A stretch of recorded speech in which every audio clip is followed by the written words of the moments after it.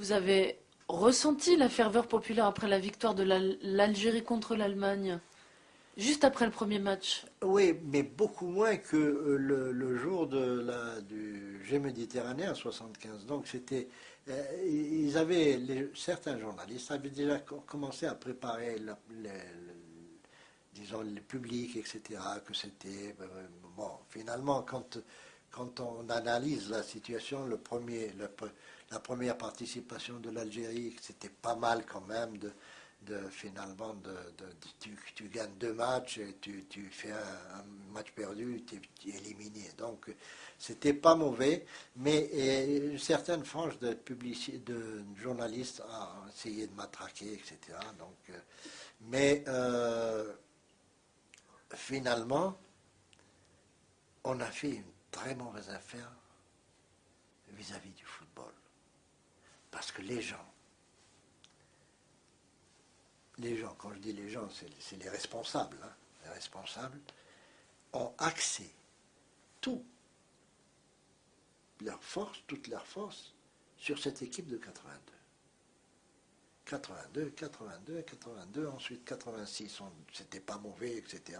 Phase finale, Mexico Mexico, 86. 86, c'était pas mauvais, c'était bon, il y avait toujours les mêmes joueurs, etc. Et puis arrive 90. 90, les joueurs ont 10 ans de plus. Madjer, Belloumi, Assad, etc.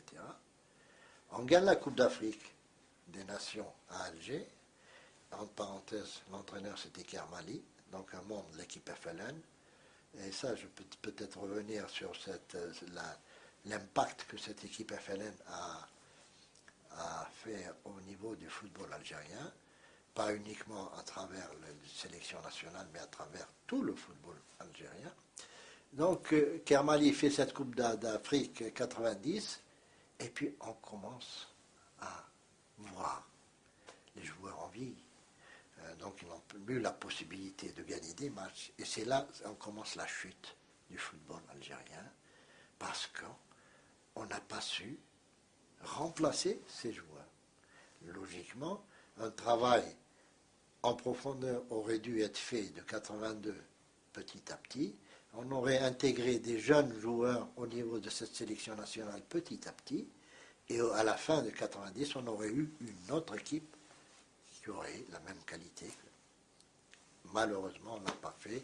Et on s'est retrouvé avec un football handicapé, un football malheureux, un football qui est maltraité en Afrique, parce que finalement, quand il y avait cette équipe 82 et qu'il y avait le tirage au sort, les pays africains étaient scandalisés, ou encore l'équipe d'Algérie, quand on était tiré. Hein.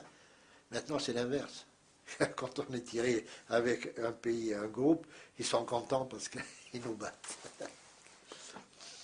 Je vous laisse le mot de la fin si vous aviez un message ou quelque chose à dire.